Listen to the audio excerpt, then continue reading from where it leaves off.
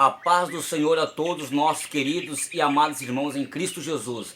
Estamos para mais uma pré-aula do sistema virtual aqui do setor do bairro Mapim e o tema da lição da escola bíblica desta semana, a mordomia das obras de misericórdia. O textual nos diz assim, que está em Tiago, no capítulo 2 do versículo 13, porque o juízo será sem misericórdia sobre aqueles que não fez misericórdia. E a misericórdia triunfa sobre o juízo. E a verdade prática nos diz assim: o cristão tem o privilégio de exercer misericórdia junto aos necessitados como uma expressão de amor de Deus. Muito bem. A leitura bíblica em classe, ela está em Atos no capítulo 4, do versículo 32 ao 35, como também está em Lucas no capítulo 10, do versículo 30 e se estende até ao verso 30, do 36 ao 37. Quero também aqui colocar aqui também como não poderia comentar essa lição sem dar uma pincelada no livro de Tiago, no capítulo 2 e do versículo 14 e ao 26, e estarei também pegando como gancho aqui também o livro de Efésios, no capítulo 2, do versículo 8 e 9. Então estarei citando várias referências bíblicas que não consta aqui nessa lição, mas desde já quero agradecer a todo o corpo docente do setor do bairro Mapim, e nós temos como pastor responsável pastor Irineu Vital, juntamente com a sua digníssima esposa irmã Matildes. Temos como superintendente da Escola Bíblica Dominical, evangelista Valmir, juntamente com o presbítero irmão Marco Ledesma. Eu sou o professor Claudine Santos e quero comentar com você esse assunto tão importante. As obras salvam. As obras não têm poder de salvar. Aqueles que praticam as obras, ou seja, aqueles que não praticam obras, é possível ser salvo? Eis aí a questão. Aquele que não tem obra é impossível de ser salvo. Mas eu gostaria que vocês ouvissem essa pré-aula tão resumida e vou trazer com vocês com bastante detalhe, com muita precisão e com muita referência bíblica, provando para vocês que a obra não salva. Mas aqueles que não tiverem a obra também é impossível de ser salvos. Acompanhe comigo por gentileza. Muito bem, quando nós olhamos aqui para todo o conteúdo da lição, aqui nós vamos ver aqui o significado de misericórdia, que é o tópico de número 1, tá ok? O tópico de número 2, a mordomia da misericórdia cristã, muito bem. E o tópico de número 3, cuidado na prática das boas obras. Quero fazer aqui um resumo dessa lição deste domingo. Então você pode pegar o seu papel, a sua caneta, porque estarei citando e trazendo várias referências bíblicas que não está aqui na nossa lição, para complementar o conteúdo proposto pelo comentarista. Muito bem. O que significa misericórdia? Misericórdia significa basicamente o sentido de compaixão e piedade.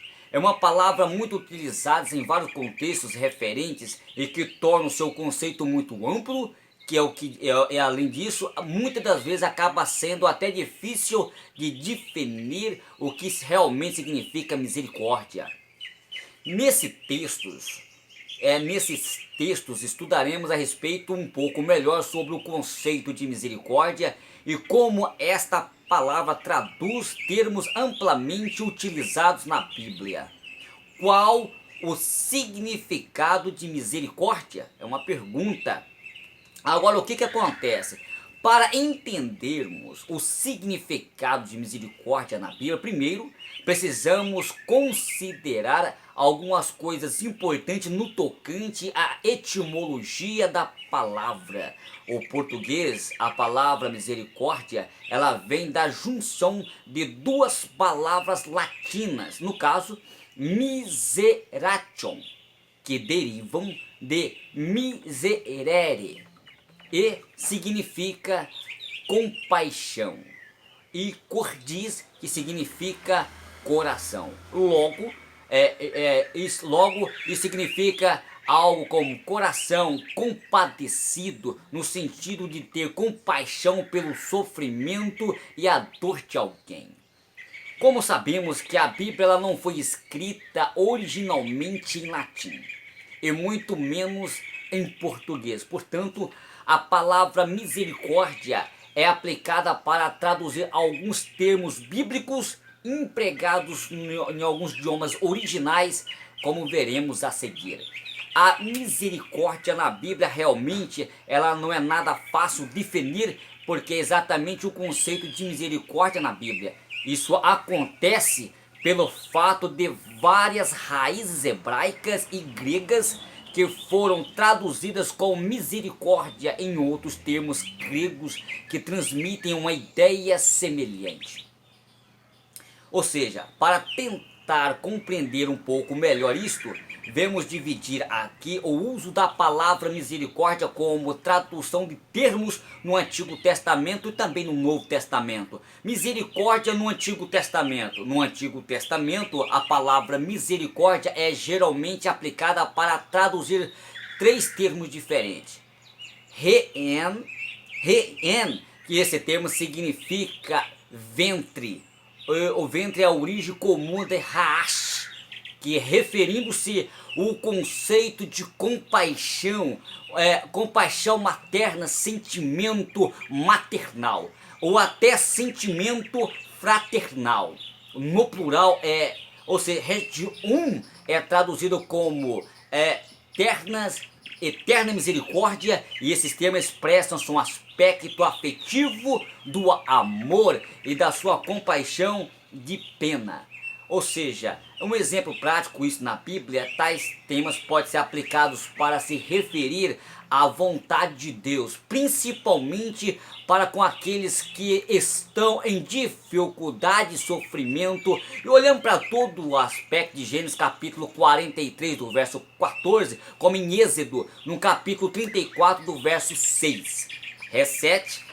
Basicamente esse termo significa força permanente, já que a sua raiz etimológica provavelmente significa intensidade. Logo, podemos entender o termo reset como um termo que expressa obrigação, a solidariedade de mútua de paz que relaciona, e esse termo é usado a cerca de 250 vezes nos livros do Antigo Testamento. Na maioria das vezes é traduzido como misericórdia, mas também pode aparecer como bondade, benignidade, solidariedade e graça. É um exemplo prático desse termo, se refere-se à fidelidade de Deus no sentido de aliança ou um pacto com o seu povo. A principal ideia de transmitir é o amor cristão, ou seja, amor permanente e imutável, tá certo? E isso é importante. Agora, a misericórdia no Novo Testamento. Nos livros do Novo Testamento, a palavra misericórdia geralmente ela traduz como termos como grego como Ehleu, ou seja, Ehleu, ou oititermos, que vale ressaltar que no Novo Testamento o sentido dos termos hebraicos é reset e en lá no Antigo Testamento, entendeu? Que é semelhante no grego, que é charis, que é como se fosse graça. Ora, Ehleu, esse termo ele pode ser traduzido como piedade, compaixão e misericórdia. Podemos citar o Evangelho de Lucas, capítulo 10, do verso 37, em Hebreus também, no capítulo 4, do versículo de número 16, como exemplo de como esse termo é utilizado no original. Então isso aqui é simplesmente uma pequena ênfase sobre os termos originais. Octimos, esse termo se refere-se à ideia de companheirismo em meio ao sofrimento, ao companheirismo em meio à dor, isto é, empatia. É colocar no lugar de outra pessoa e sentir os mesmos sofrimentos e sentir as mesmas dores. Aqui podemos citar aos Filipenses no capítulo 2, do versículo 1, Colossenses no capítulo 3 e do versículo 12, em autor aos Hebreus, no capítulo 10 e do versículo 28. Como exemplo, o termo é utilizado. Além desses dois termos, também é interessante destacarmos o grego, que é o termo grego que é eupaichoros, que significa literalmente vísceras, gentis, ou mais geralmente é traduzido como misericordioso, como é o caso de Efésios no capítulo 4 do versículo 32. Muito bem. Agora vamos entrar aqui dentro do conteúdo da nossa lição. Dentro do conteúdo aqui da lição, o que acontece aqui? O que nós podemos observar aqui é que a fé, ela se manifesta através das obras. As obras se manifestam através da fé. Diante da necessidade da nossa fé, por quê? Porque o título da lição é bem propício. Nós podemos observar aqui que é a mordomia das obras de misericórdia. Ou seja, a mordomia em fé e obra. Fé e obra ao ver, ou seja, desavisadamente o Tiago, o leitor pode incentivar que ela contradiz o ensinamento do apóstolo Paulo quanto à doutrina pela fé, pelas obras. Romanos no capítulo 4, versículo 1 ao 6, todavia ao estudar cuidadosamente o tema em questão, veremos que os ensinos paulinos e as de Tiago, em hipótese alguma, se contradizem. Tá ok, queridos? Quando Paulo escreve sobre as obras, ele estava se referindo à lei e o orgulho dos rituais judaicos e na obediência aos sistemas das regras religiosas que era promovido através da lei, enquanto que Tiago, as obras de misericórdia ao próximo e ao necessitado. O meu irmão do Senhor Jesus, ele não se opôs ao apóstolo gentios, enquanto Paulo anunciava o pecador a salvação pela graça mediante a fé, como está em Tiago, como está em Efésios no capítulo 2, do versículo 8 e 9, Tiago também ele doutrinava os crentes sobre a impossibilidade de viver a fé em que se manifestar através dos frutos de arrependimento, como está em Mateus no capítulo 3, do verso 8. O primeiro preocupou-se com a causa da salvação e o segundo com os efeitos dela. Olha que coisa interessante. O primeiro, ele preocupou-se com a causa da salvação e o segundo com o efeito dela. O cristão em a caridade. A fé não acompanhada de ação é morta, declara Tiago. Fazer, realizar e agir são atitudes que pecam ou é impura e imaculada. Ajudar as necessidades na fé, quando não traz frutos, é mortos. A obra, queridos irmãos, ela só é possível manifestar através do fruto. O fruto é obra. A fim de ilustrar as verdades, Tiago ele diz o que? Retoricamente, os servos de Deus dizendo que se oferecermos a um irmão ou uma irmã que estejam padecendo necessidade, apenas uma palavra de incentivo, e não lhe der as devidas coisas que elas necessitam, isto não resolverá o problema. Ou seja, irmãos, estou aqui na minha casa, não tenho comida, não tenho arroz, não tenho feijão. Então nós vamos orar para que Deus venha abrir as portas. Miserável os que faz tipo de coisa. Coloca a mão no bolso, vai na despensa, divide o pão, o arroz, o feijão. E faça a fé realizar através das obras e de frutos.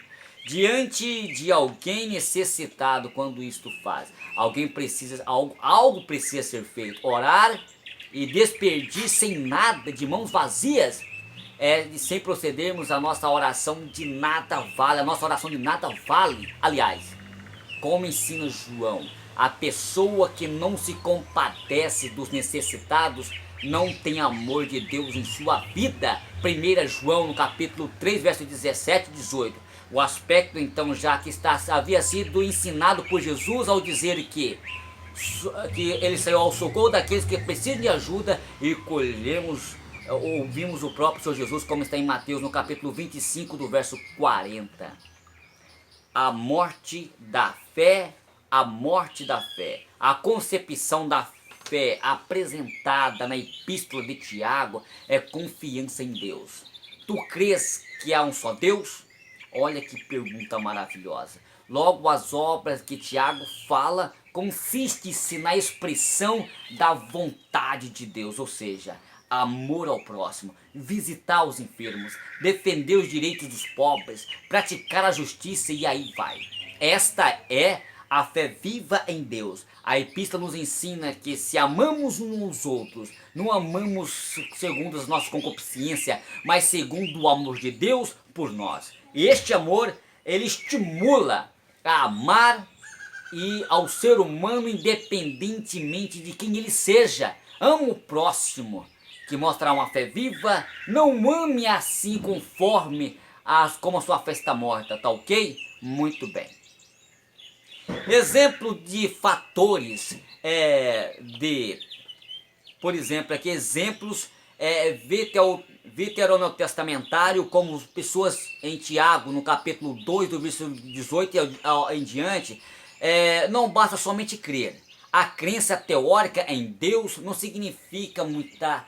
Os demônios, eles creem, estremecem diante do Altíssimo, como está em Lucas, no capítulo 8, do versículo 26 ao 33, como está em Marcos, no capítulo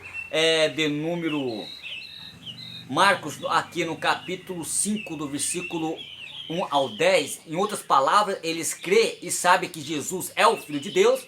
Entretanto, a confissão dos demônios não se implica em um compromisso de obediência a Deus. A verdadeira fé se manifesta-se na prática coerente no serviço de Deus, com tudo aquilo que ele diz. Crer. O autor da epístola demonstra que a fé, ela não consiste em um discurso, mas em uma convicção autêntica, seguida de prática de obras, de amor. Pois é justamente isto que Jesus fez e ainda faz por nós, como está em Atos, no capítulo 10, e do versículo 38, como também o autor dos Hebreus, no capítulo 13, do verso 8. E simplificando esse ensino da fé, compromissada com a ação. Tiago diz que os ricos exemplos do Antigo Testamento. Abraão, nosso pai na fé, teve que manifestar a fé através das obras, oferecendo Isaac. Raabe também é um outro exemplo que é apresentado por Tiago. Raabe, uma mulher gentia, prostituta, que vivia em Jericó durante a consequência da entrada lá na terra de Canaã. Quando os judeus entraram ali, quando Josué mandaram seus espias para olharem a terra, Raabe escondeu e mais tarde os ajudou a escapar dos guardas de Jericó. E essa atitude de Raabe levou os espias a prometerem que nenhum mal aconteceria a ela quando o israelita tomasse a cidade. Como está em Josué, no capítulo 2. E que coisa interessante. Às vezes a ação, o fruto, ela vem produzir obras. E olha que coisa maravilhosa. É por isso que eu sempre digo. Eu quero terminar aqui esta lição tão resumida que ele diz dizendo que a metáfora do corpo sem espírito para simplificar a fé sem as obras. Acompanhe comigo aqui, já estou terminando aqui. Segura aí. Uma analogia do corpo sem espírito. Para os que conhecem a palavra de Deus, é inconcebível a ideia de que um corpo vivo sem espírito e alma. Ou como está em Atos, no capítulo 20, do verso 9 ao 10, em 1 Tessalonicenses, no capítulo 5, do versículo 23.